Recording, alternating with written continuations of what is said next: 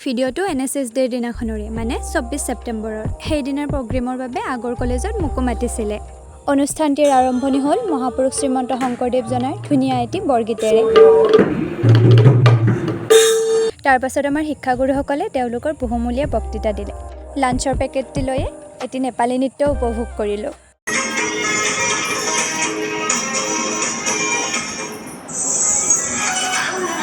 এতিয়া মই কি বক্তৃতা দিছিলোঁ অলপ শুনকচোন নদীয়ে কেতিয়াও নিজৰ পানী নাখায় সূৰ্যই কেতিয়াও নিজৰ বাবে পোহৰ নিদিয়ে গছে কেতিয়াও নিজৰ ফল নাখায় গতিকে বেলেগৰ বাবে জীয়াই থকাটো বা বেলেগৰ বাবে কাম কৰাটো আমি ক'ৰ পৰা পাওঁ প্ৰকৃতিৰ পৰা পাওঁ শ্ৰীকৃষ্ণ ভগৱান গীতাত কৈ গৈছে